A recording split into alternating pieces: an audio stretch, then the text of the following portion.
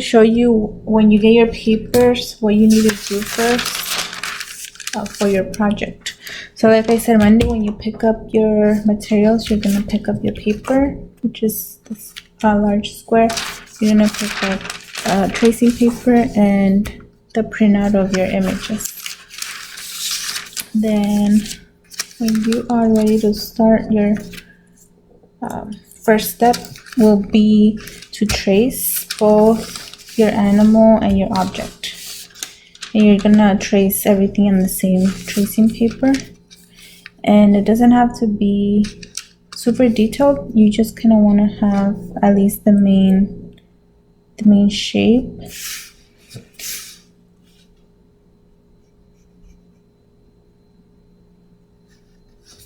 And don't do any of like the shadows or shading. You just want the outline.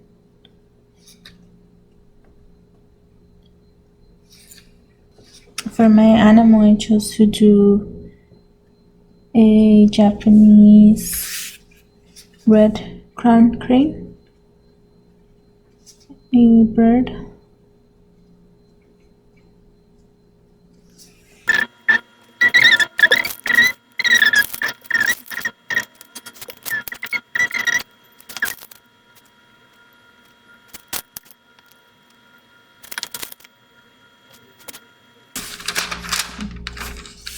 When you are done with your animal, then you can move on to your object. So in my case, I decided to do a doorknob, just some interesting doorknob design.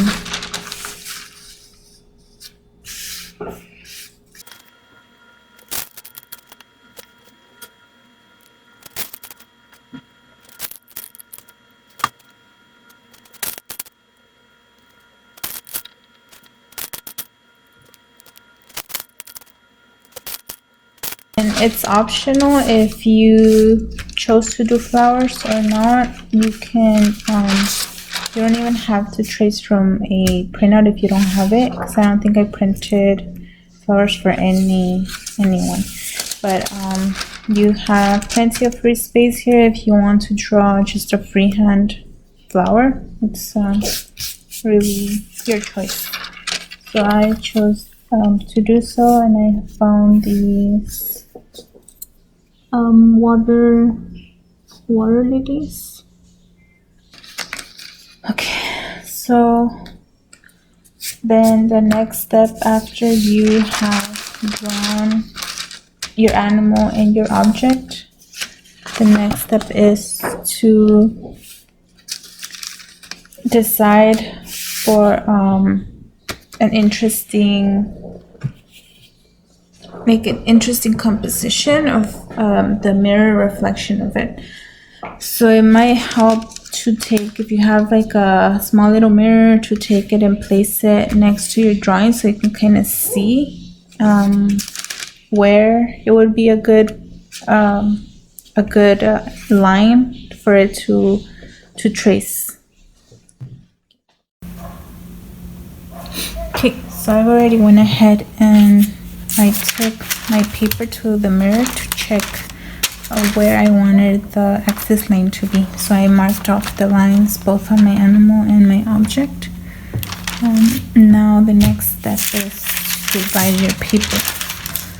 So we're gonna divide this corner to corner and then in half. And to do that, so if you do have a ruler at home, you can use your ruler.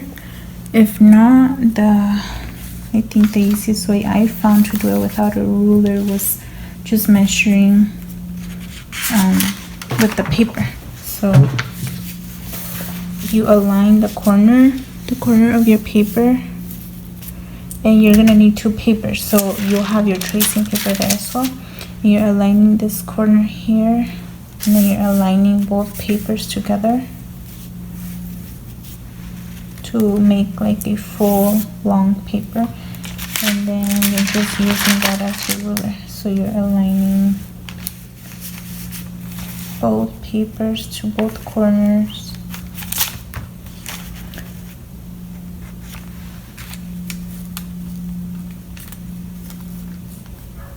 And as long as you get it close enough, that's kind of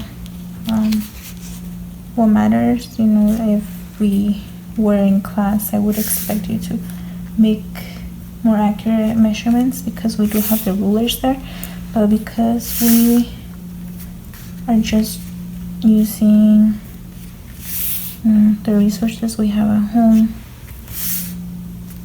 close enough will be good. So I've already aligned these papers together, and then aligned them as well with the corners on each side. Now I'm just gonna go ahead and make the lines, and you have to be very careful here not to push on your pencil too much, because it is paper and it'll tend to move a little bit. So just be really gentle with it. Again, as long as you get it close enough, that's all that. So there's the first line, and you're gonna do the same on these two corners. Half again.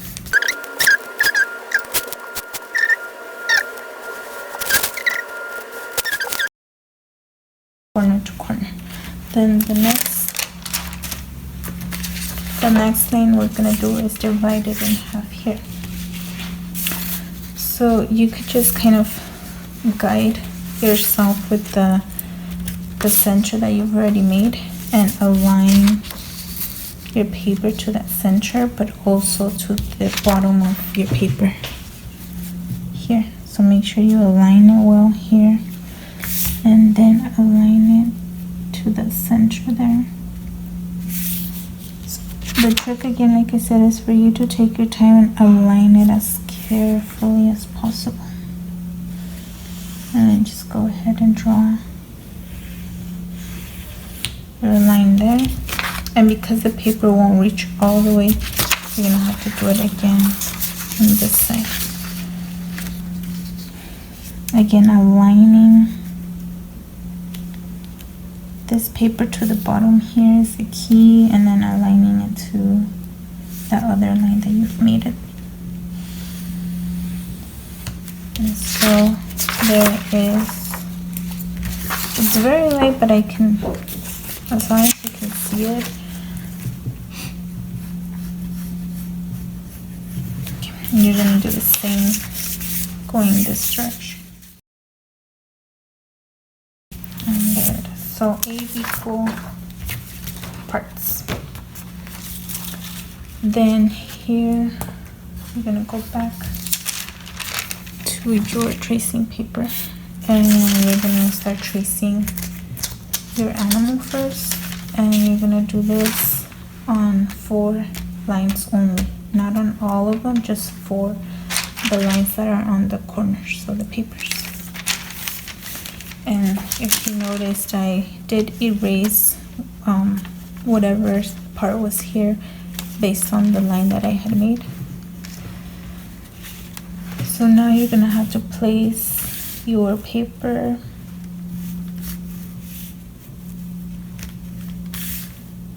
and align this line that you had made for the axis to the line here that you had just drawn.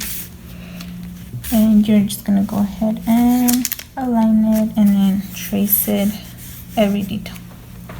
So I have done a little bit more on the back side. You can see I've already traced this section here, and then when you're done with one, you always gotta make sure you flip the paper and you align it to that line as well, and then you trace it again.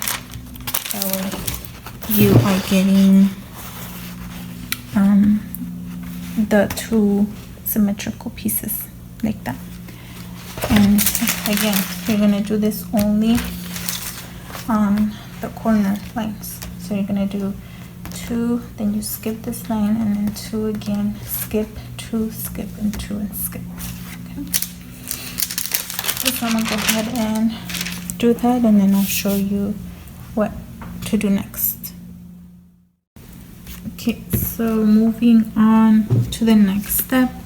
This is where I had finished. I finished tracing all of the birds. I did them in all my 4 corners, and then what I did next was trace the object, and that you remember you trace it on the lines that you had left when you skipped for the animal. And it basically followed the same technique of tracing it along, placing that line that you had drawn for the axis, placing it on top of that line that you drew there, and then tracing over it, then lifting it, then flipping it, and then aligning it again, and then tracing over it. So you did that, or you should do that on all of the other lines there. Then if you, like for example, you notice or you want to add more drawings on the outside, or closer, just anywhere else that you want to add, you could just use the extra space in your drawing paper, and you could just freely draw anything you want to draw, or copy. Like we said, we could do flowers, and I chose to do this water lily. So I'm gonna look for a place where I think it'll look good.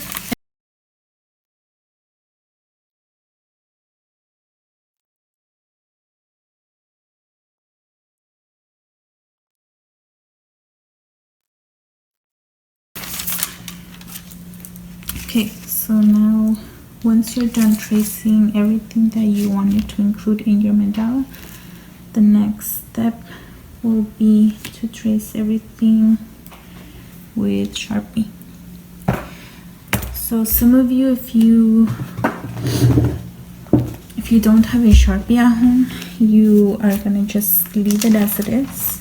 Just leave everything like it is, and then we're gonna move on when we go back to school, hopefully, to finish the project. Okay, so again, if you don't have, because it's important that you use a Sharpie pen, not just a regular black pen, a Sharpie pen to outline everything in pen except those lines that we had made. So then you just go ahead and outline everything.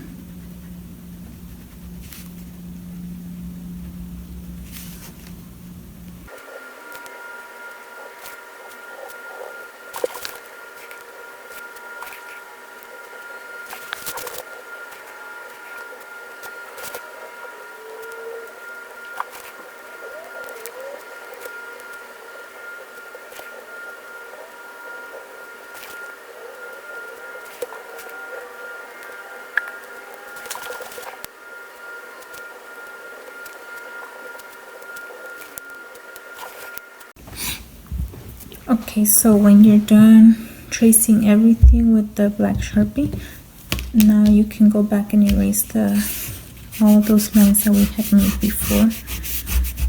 So you can erase everything, and then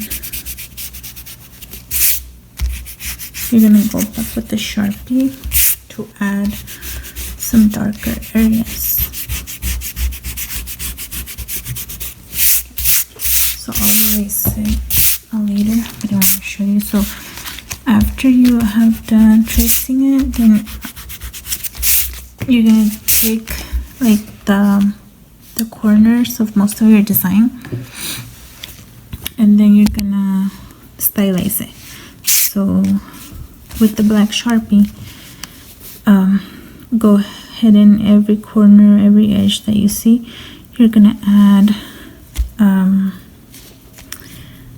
sections like this and shade it in. So there's a corner here, you're gonna do the same here, just in little areas, And you're gonna do that to all your drawing, and you can see the difference. You're gonna be able to see the difference what that adds to the stylized effect of it. So I'm gonna keep doing this to all of the corners, and then I'll come back and I'll show you the final look of how it's gonna end. So as you can see, I'm really just kind of going over certain areas and adding that extra black. Okay, so you can see here the final result of the Sharpie detailing that I did. So I just went and added in some of the corners some black detail. Now for the next part, we're gonna do some circles. So a circle, small circle in the middle, then one or two circles around the back. So because we don't have compasses, normally if we were in class we would be using the compass, so you're just gonna have to be creative. Look around your house, see from plates, anything that you can use that is circular. So for example, I have this Tupperware tab that I'm gonna use for my larger circle, and you just kind of want to like make sure that you have the same amount of space on each side so that it can be as centered as possible. And just go ahead and trace your circle all around. Okay, then you are going to do another smaller circle. So find something that is slightly smaller than the first one you did. So I'm going to use this other. And again, you just kind of make sure that it's as centered as possible. So make sure that there's the space is even. And then go ahead and trace again.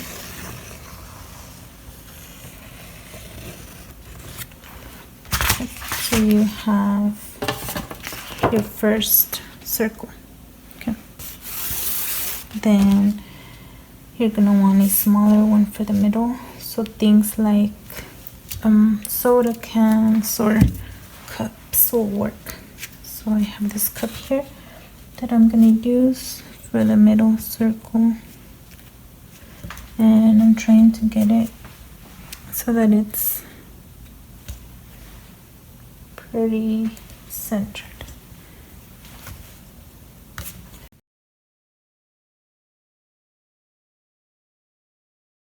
Is well, this one and this one. This space here and this space here, you're gonna add some patterns that go all around the same. And when you think of patterns, so just random, like, so if you want to do circles or fish scales, it's really gonna be up to you. Maybe you want to do just some lines. So patterns, just anything that repeats. So you're gonna kind of decide that on your own what you want to do. So patterns. Okay. So you're gonna do the same pattern all around your circle. And you're gonna trace that with pen as well. Then for the center here, you're gonna think about just one central shape or symbol that you could add for your mandala.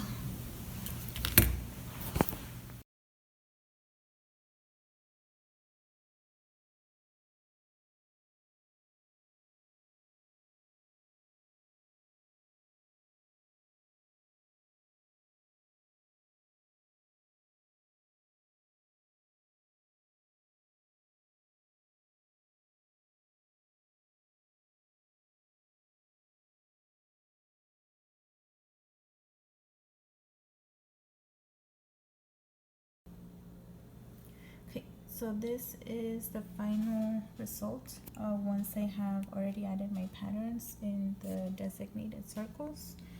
You could see if you know, the patterns don't have to be like super intricate, but just when you put them together, they'll look so if you can see this one here, all I did was basically did like these irregular circle shapes and then put a dot and just kind of added some lines going from that dot.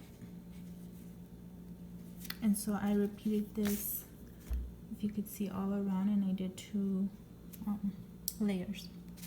Then for my other pattern, all I did was, again, there's no difficult part in doing patterns. You could kind of do just random lines. I just started doing like random little sections like that, like overlapping, and then I added some dark areas, and so that's kind of all, you know, that I did for that. Then if you remember, what I also said was that you need to do a center. So to finish off your mandala, you have to make sure you do a center.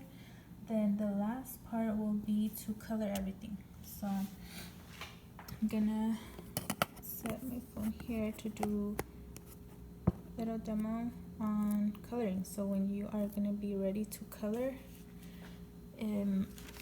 again, I want to remind you that if you don't have color pencils at home, or paints or watercolors, or even if you don't have the Sharpie pens, you just stop once you have drawn your patterns, your animals, everything with pencil. Just stop there, and that's what you will turn in the following Monday. Then you just move on to the next project, and hopefully soon we can go back to our regular school, and then you can color it with I'll have, if you remember, I'll have these watercolor pencils in class, and then we can use watercolor paint or just simple color pencils. So I will show you, some of you have already tried these, I think, in class, but basically they could work as regular just color pencils, or if you wanted to be like the watercolor, then you can grab a brush and dip the brush into the water, and then bring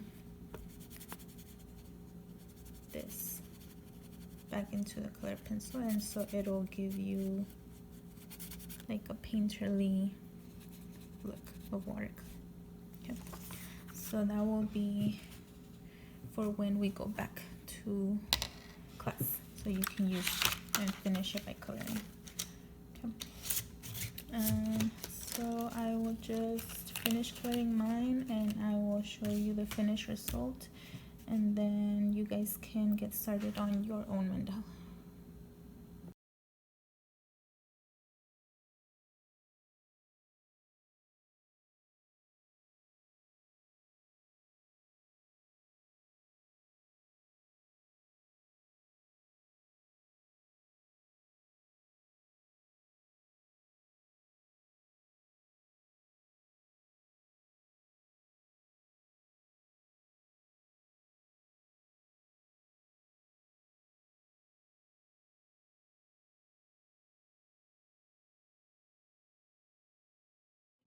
So I wanted to show you really quickly how the watercolor pencils work when you are trying to do like some gradient or value.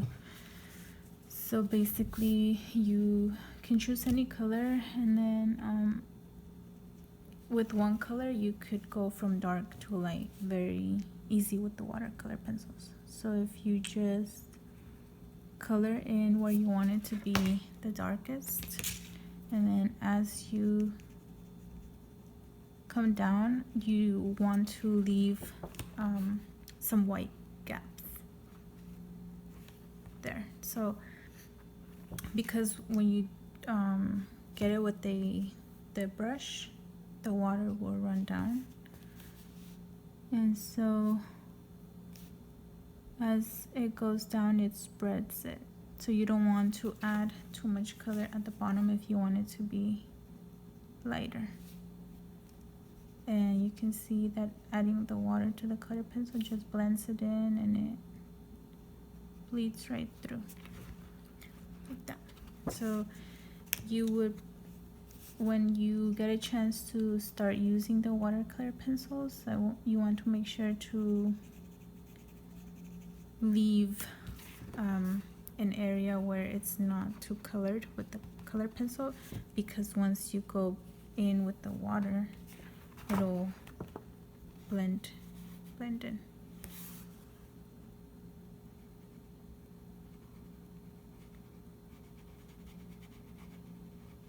And this is a great technique if you are trying to do like a gradient going from dark to light. And you can see as I was doing the examples here, so rather than just being all just one solid color, you know, you have that light value, a darker value, and so on. And again, it's really easy with these color pencils. You just do some dark area, and then you just leave some of the paper white, and then that'll help you when you go in with the water to bring some of that color and fill in the space, the white space. Okay, so really easy, just easy strokes. And then you could also use two color pencils. In this case, if I have purple, I could use like a darker purple and a lighter purple to also help me achieve some of that technique. So I go dark here, and then I could use the lighter one to go at the bottom here. But it's gonna be the same thing. Like you can see, I'm just really kind of scribbling, leaving some of the white paper there, the shows white. And then go back with your brush. And also, you don't want your brush to be soaking wet with water. You want to make sure you have a paper towel next to you so that you can be drying it. And here you can see, even if you go all over the place with the color pencil, once you go in with the water, it erases the strokes, and it just gives you a smooth